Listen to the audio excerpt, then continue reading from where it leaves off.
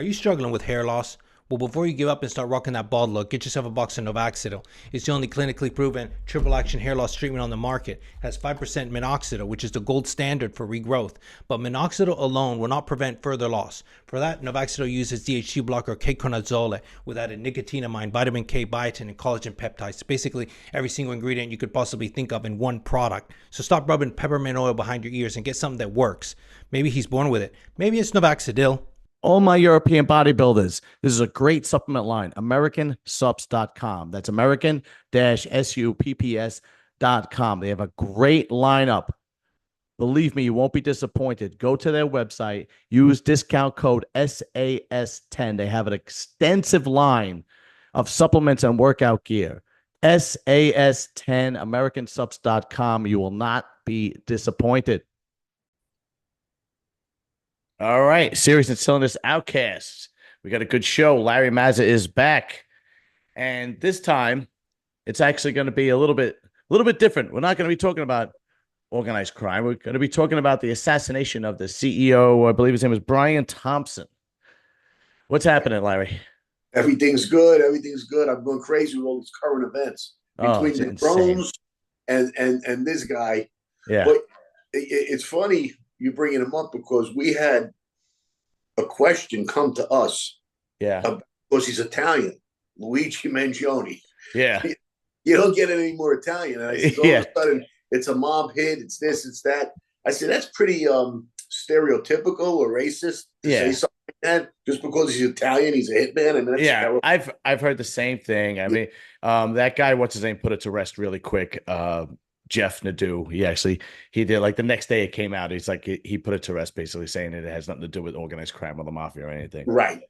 So what the majority of people know about you is the majority of people know of your background and how you were involved in organized crime and that you were involved in a vicious, brutal mafia war in the 90s.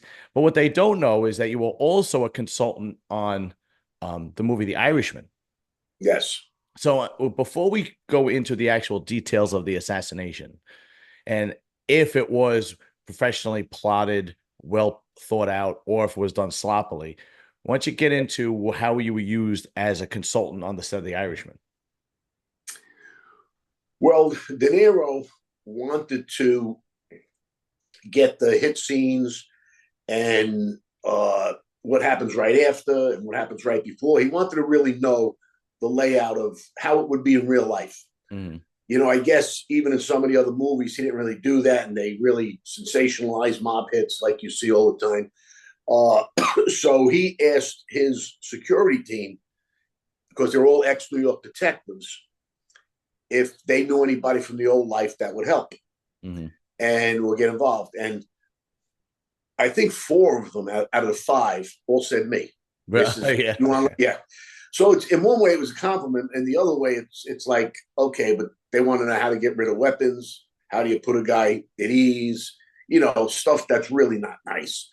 But but that leading into your question, that's how I got it, and those are the things he wanted to know. And the funny thing is, when he told me, how do you get rid of weapons? The first thing I said was, well, you take the gun, you run upstairs to the roof, and you break the gun, and you throw it in the chimney. And is that what you told him? Yeah. But then he caught it, he laughed. I wanted to make sure he was paying attention to me. Yeah, right. I also told him that with most of the guns that we used and got rid of, we drove over the Belt Parkway, and there was an overpass down Cross Bay or Cross Island, somewhere Cross Bay, right? It's down it's been so long. And I said, we would just get out and throw them over into the water in the middle of the night. Nobody's out there on the highway. It's easy, you know. There's no cameras back then. No, exactly, which we're going to talk about. And I said to him, and he used it in the movie, I said, if you send scuba team down there, scuba divers, I says, they could, with the weapons they bring up, they could start a war. Yeah, I could imagine. He changed it a little bit. He said that a small country could arm themselves for a war. Yeah, right. With all the guns. So I said, Dad, he says, I gave him the thing that Greg used to do.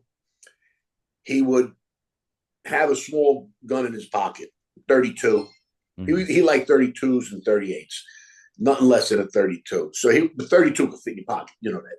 Yeah. And he would also have a handkerchief in that pocket. Mm. So, and he used something like this in the movie too. If he was walking with a guy, or he knew the guy knew he was in a little bit of trouble, but not how much. And if you see Greg's hand going for his pocket, you're gonna run. You're gonna fucking get real nervous, you know. Right. So what he would do is he'd sneeze and grab his handkerchief. Okay. And when he put the hanky back in, he would come out with the gun. Okay. So it kind of put you at ease, and then thought he was wiping his nose. He wasn't worried about where his hands were. All right. And so little things like that were interesting to him. Yeah. But so to leave, go ahead. No, so for people who don't know, you're obviously talking about Greg Scarpa, aka the Grim Reaper, who was your boss in the organized crime world during the late 70s into the early 90s. But now, in your day, so they refer to it as a ghost gun. So I'm pretty sure that ghost guns are guns that are made illegally in other countries and then smuggled in. They're made with scrap parts and so on and so forth. Yeah. Smuggled into the country, and then there's no serial number. There's no way to track them. In your day, did they have that, or was it completely different? No, what I remember was the serial number was just scraped off. You get a metal something, and you can literally scrape it off. Okay. So there were a lot of those guns going around, but this ghost gun thing, that was a new term to me. I like you just said, is what I thought it was, probably some gun that was either made or shipped in, and they couldn't trace it. But because I think the ballistics from the actual barrel, you wouldn't be able to trace it back to the production of whoever it was, Smith and Wesson, or so on and so forth. Yeah. All right. Well, I have the video keyed up. It's obviously short, and I just want to run it through. We can go through it, and then from your opinion, from your former life and being a consultant on these movies, I want to see what you think, if this kid really knew what he was doing, or if this was some kind of rage killing, or this kid was just, if he was sloppy. Because, I've heard contradicting opinions. Some people say, hey, he knew where to get a ghost gun. He knew where the cameras were. He knew where the cameras weren't. He knew when this guy was. But then other people say, well, he's fumbling with the gun, and you wouldn't shoot him so many times. You would just go up close to him. So I want your opinion. But let me pull it up right now. Let's see here. And okay, can you see that? Yes. Okay, yep. So here it is. This is basically so he's kind of fumbling around with the gun right there, and he shoots him several different times from the back. Right. It's one shot. Looks like he got him in the back with a leg. Right. And then he fires. And he also has a silencer on that gun too, right? And then at the same time, he kind of is able to disappear and go where the cameras aren't. But then, then of course you get into the conspiracy stuff, and they found him in McDonald's or whatever. So we don't. But what did you actually think about that assassination? The first time I saw that, I knew what I was reading in the papers basically before I saw that. Okay. But going by that picture, I think he's a bit of a novice. I don't think he did this before. Okay. Because you hit it on the head. He would have shot. There was no reason to shoot from that far away. You could have missed. You could have, like with the president. It went by and then he ducked and he hid. Right. If the guy was close or he didn't turn his head, so it didn't look like he was polished, or he has done it before. Because again, this is not that I'm bragging about. Early on, it's easy to fumble and shake and be a little nervous, but after a while, and not that it becomes second nature. Again, I don't want to sound like but it's a lot easier to walk up to him, get it done, and walk away. We didn't even have silencers. We never used a silencer. Okay. That was like any particular reason why you didn't use a silencer? Well, back then that was a whole extra. Like again, go old law. You can literally hit somebody, and if it was mob related and this, you could be home in 12 years, 8 years. Right. Okay? With a silencer, it's an automatic 20. Really? Yeah, back then it was. I don't know what it is now. Ah, Yeah. okay. So because they termed you an assassin, you're an assassin.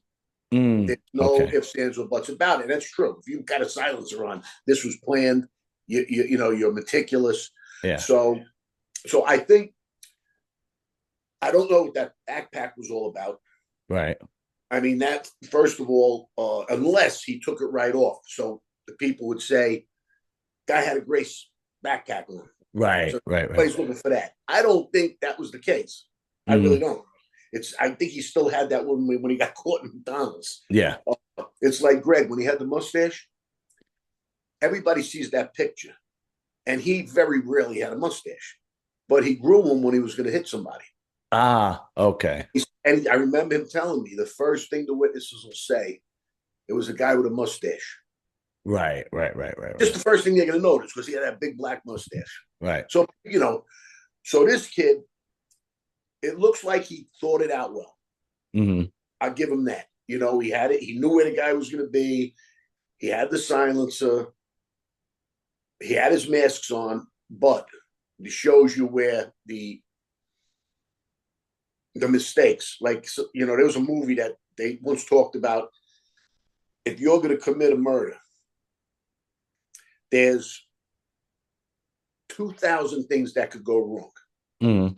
If you think of 50 of them, you're a genius. Right. Okay. So, I got to say, this guy's a dummy because there's cameras all around. Right. Okay. With those eyebrows that he's got, Right. he should have sunglasses on. Ah, okay. Very good point. Yeah. I mean, that's the most telling thing. Right. I recognize him if he had a ski mask on and like that. Right. Yeah.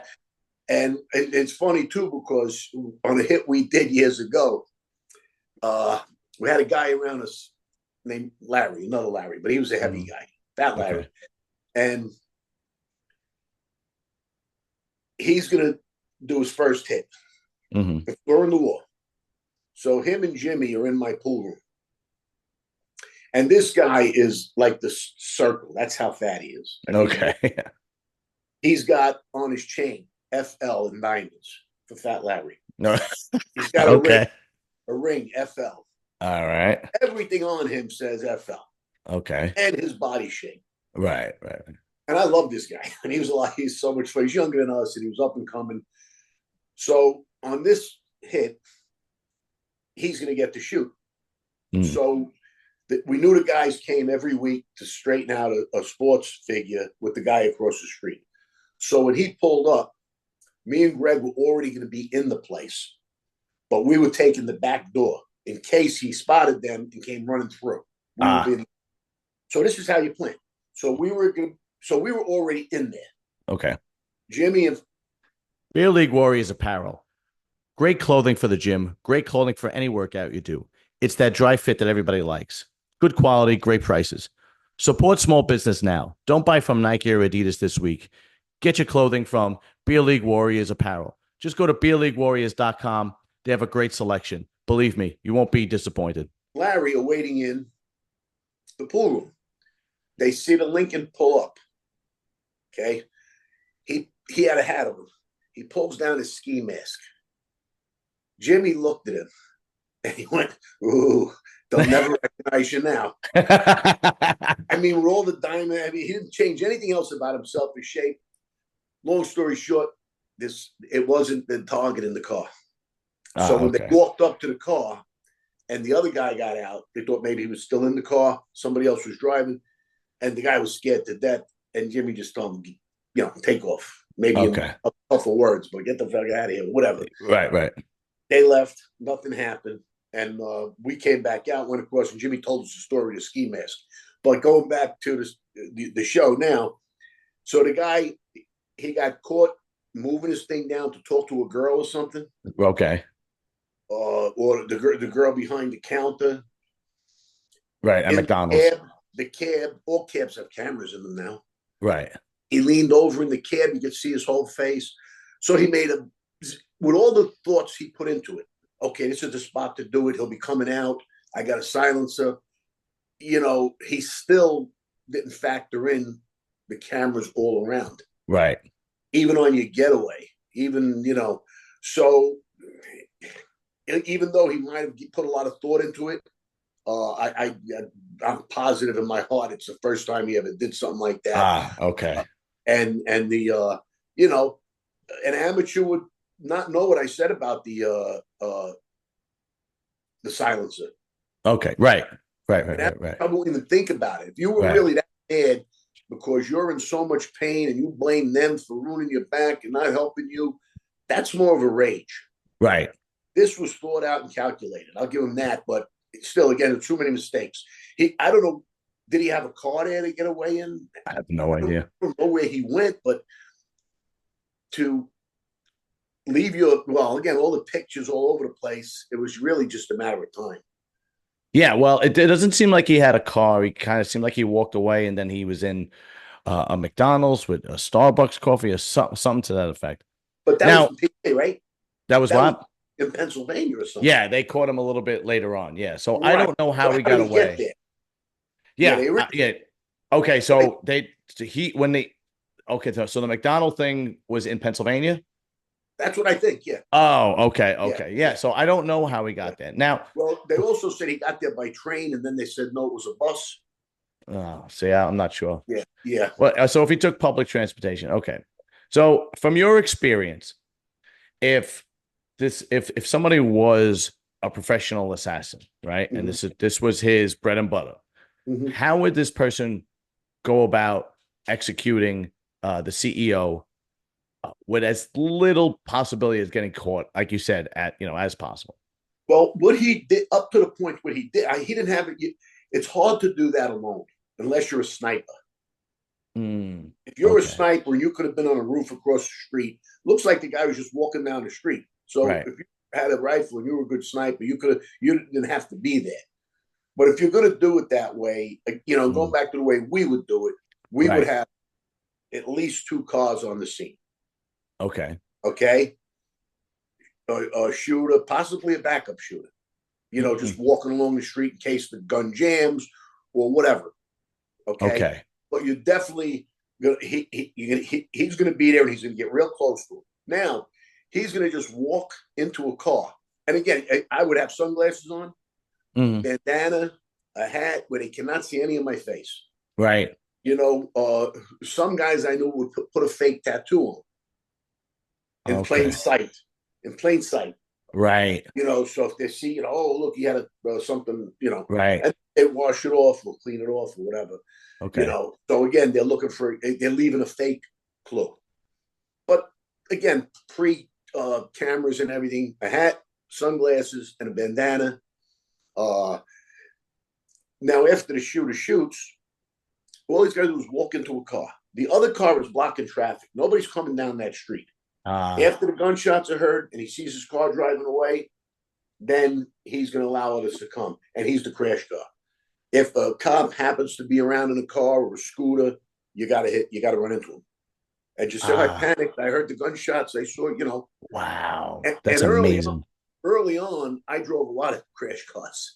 I was the youngest kid, and I was one of the few guys that had a legitimate license if I got pulled over. Oh, okay. A lot of the guys, you know how it was. There's license, they get tickets, they don't pay them, Now, taken away from the sniper, let's say you're going to do this and you have it planned and you have several people that's going to help you. What kind of firearm would you use, and how would you creep up on them before you actually pull the trigger? Well, the only thing I ever used was, like McGregor, was 38s. We tried an automatic once, it backfired. That was a debacle, so we never went back to those. Even though they were supposed to be better, you could shoot like 16 or 8 shots, whatever it was. But the most reliable is an old-fashioned revolver. Right. And if we knew his routine like that guy did, the minute he walked out the door he walked out of, right, we would have been at that door. So the minute he walked out, he's getting it right there. But he's not going to walk halfway down the street and shoot him from 20 feet away or 15 feet away. He's lucky he hit him. Right. That's not an easy shot. Right. Especially under those circumstances, nervous, being an amateur. Yeah, exactly. Yeah. So would you just be behind him and put the gun to the back of his head and lights out, or Almost, not, but okay. not quite. Just a foot or so away. And the reason is, especially on small caliber guns, and I know two people in my life Okay. that had a gun right here for Okay. 22. Okay, and they survived. Really? It's a fact. I was away with one of them. I know the whole story. And another friend of mine now that survived. What happens is, as soon as the gun goes there, automatically somebody's going to turn their head a little. Okay, so a small 22 could hit the skull and ricochet. Ah, okay. Also, it doesn't pick up momentum. Okay. It needs to pick up momentum. And really, as soon as somebody goes like this, you're moving. Right. Yeah. Right. Right. Yeah. Right. So if it doesn't go directly in a 22, it could ricochet. And two guys it happened to. So Wow. yeah. So you want to have a little distance. And plus, the other thing is, the fakest thing you could ever do is put a gun to a guy's head and start threatening him. Mm-hmm. Because if he has any inkling of martial arts or self-defense, he could take that gun from you before you even get a chance to do that. Okay. And we've tested it. Here's a gun here. Okay. And so please don't shoot. Boom. And you bend his hand back, the gun comes into your hand. Right. It's almost an automatic move. If you see, or if you know any martial artists or MMA guys, test it with them one day just for fun. Ask Okay. them, Yeah. okay. If I put the gun to your head like that, and I bet you he takes it from you before you even finish asking him the question. Yeah, you're probably right. Yeah, I've seen it. I've seen it on on social media a million times. But it works. Now, I know you said you a 32 or a 38. Is there any reason why you wouldn't use a bigger gun, like a 357 or a 44? No, I really don't. Yeah. You got to realize I didn't grow up and study any of this. I just listened to Greg. Right. He used 32s and 38s. Who might argue? Right. During the war, I didn't like that we had these little revolvers and they were shooting us with Glocks that shot 16 shots. And I did actually have a 357 during the war. At first, I had 38s in there. That's how much I knew about guns. I made a mistake, but it works. Oh yeah. There's no kick here. There's no big. Then when we put the real 357 in there, I had the gun out the window. Once I shot, boom, it hit the top of the window. So it's a big difference. And we hit a guy once with a 357. This is a good story for people that don't believe in bulletproof vests. He had a vest on. We didn't know, obviously. Pulled up. I was perfect distance, maybe 4 feet. Okay. 3 feet right here. I hit him smack in the middle of the chest. His jacket, it was wintertime, blew open, and he went back down like a sack of potatoes. It just took the wind out of him or whatever. Right. We didn't know he had the vest on. Now his two other people started shooting, so we had a fast shootout, and of course we left. We're going to stay there and keep shooting. The guy, we got a guy. Right. We hear nothing in the newspapers, no bodies, nothing. We found out later on through a guy we had on their side that the guy had a bulletproof vest on, and he survived. Really? Yeah. Wow. Yeah. So that was crazy. That's funny because you see that in the movie The Godfather when they're going to war. You see, you see them putting a bulletproof vest on and whatnot. Yeah, that's true. Yeah. That's absolutely amazing. So from what you're saying, the people that are saying that this kid knew what he was doing, I absolutely did not know what he was doing. No. This was an amateur. Yeah, he researched. He thought it out to get the silencer. He thought about a lot of things. He thought it out, it looks like, but it's hard to know where all the cameras are, number one. Yeah. So he didn't, like I said, not to be repetitious, he didn't cover up good enough. Right. And then I guess if you covered up too much, you'd look out of place. Although not anymore because of COVID, people still wear masks. I mean, that's true. Yeah. Nuts. So who knows? Right. But I just don't like getting there and getting away. There was, getting there. He had a ticket, I guess, in the Greyhound. So they had to picture him at the Greyhound. He probably had that stupid knapsack on. That was very distinctive. And again, I'm just speculating. But then he gets there. He does what he does, and he has no real getaway. Right. You know, you need to get like when they got Castellano, they all had these Russian outfits on. Remember? Yes, I remember. Yes. So the cop said they all look like Russians. The minute they turned that corner, walking in the crowd, I guarantee they all took off those overcoats. Right. They knew where garbage pails were, or hallways, or pails. And this was Christmas week, so that area was so crowded they could just blend in. It didn't look like there was much of a crowd where this kid was. No, not at all. So you're saying a crowd would be beneficial? Yeah. Oh, wow. Yeah. Okay. Yeah. Okay. Because it's going to be mayhem, chaos, duck and run. Yeah, exactly. And you know, you can get lost in that. You ever see like movies where they show a guy is going to blow up a building, and there's 50 people walking towards the building, and there's only one walking the other way. Right. You see that, and there's a reason for that, you know, because he's the one that, and he knows it's coming. Right. So in a situation like that, once gun shots erupt, everybody's going to go running for cover. So now you could look like you're running for cover. Ah, You know, there's okay.